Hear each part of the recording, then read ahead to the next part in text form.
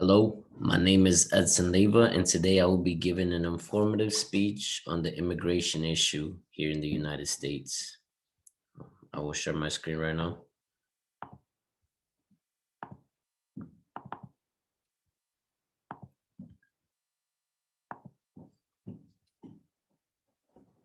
Immigration issue here in the United States.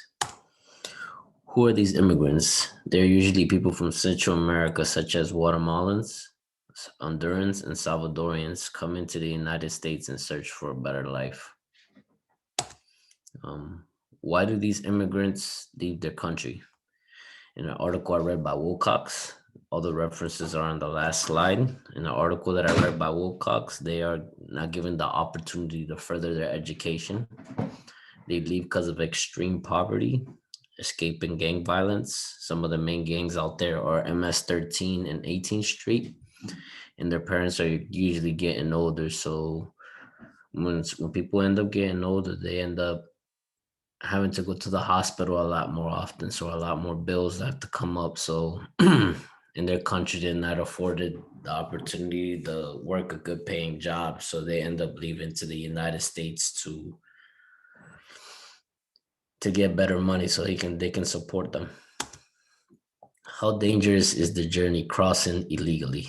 In an article I read by Machete, stated that they have traveled over 1,242 miles or 2,000 kilometers before reaching the Mexico-United States border. A lot of those people suffer assaults along the way. They're robbed, kidnapped by criminal gangs, and a lot of the immigrants are killed before even reaching the border. How many people try to cross the border each year? In 2020, roughly 458,088 immigrants tried to cross. That's just a rough estimate that I got from the Border Patrol website. Mexican officials apprehend about 150,000 immigrants per year. Usually before they cross, they usually sit there and wait. And while they're waiting, sometimes they end up getting caught. How dangerous is the journey crossing illegally? Again, Wilcox stated that an estimate of 20,000 immigrants are kidnapped every year. What happens if these immigrants are captured? In the article that I read by Blake, he quoted separating young children from their parents when caught by immigration is immoral. So there are times that they can get separated from the kids.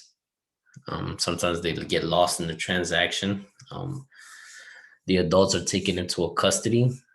Fingerprints are taken, and usually they're extradited back to the home country.